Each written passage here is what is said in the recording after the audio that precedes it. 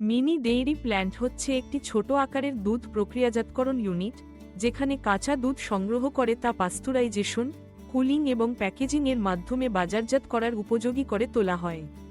এই ধরনের প্ল্যান্ট সাধারণত 500-5000 লিটার দৈনিক উৎপাদন ক্ষমতা নিয়ে গড়ে ওঠে এবং এটি গ্রামীণ ও আধা শহুরে অঞ্চলের জন্য বিশেষভাবে উপযোগী। একটি মিনি ডেইরি প্ল্যান্ট স্থাপনের জন্য প্রয়োজন হয় সুষ্ঠু পরিকল্পনা, নির্ভরযোগ্য দুধের উৎস, আধুনিক যন্ত্রপাতি এবং দক্ষ জনবল। প্রথম ধাপে স্থানীয় খামার বা গাভীর মালিকদের কাছ থেকে তাজা দুধ সংগ্রহ করা হয়।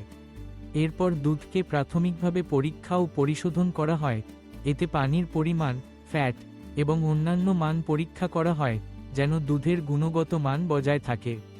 তারপর দুধকে পাস্তুরাইজার মেশিনে 72 ডিগ্রি সেলসিয়াস তাপমাত্রায় নির্দিষ্ট সময় পর্যন্ত গরম করা হয়, যাতে সকল ক্ষতিকর জীবাণু নষ্ট হয়। পরবর্তীতে দুধ দ্রুত ঠান্ডা করে ফিল্টারিং ও স্টোরেজ ট্যাঙ্কে রাখা হয়।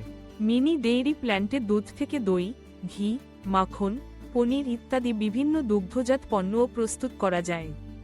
এসব পণ্য স্থানীয় বাজারে বিক্রি করার জন্য উপযুক্তভাবে প্যাকেটজাত করা হয়। নিরাপত্তা ও স্বাস্থ্যবিধি বজায় রাখতে নিয়মিত পরিষ্কার পরিচ্ছন্নতা এবং মান নিয়ন্ত্রণ অত্যন্ত গুরুত্বপূর্ণ।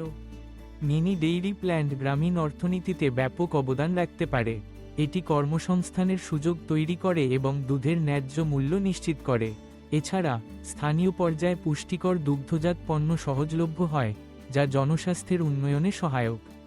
উদ্যোক্তাদের জন্য এটি লাভজনক ও টেকসই একটি ব্যবসায়িক মডেল হতে পারে।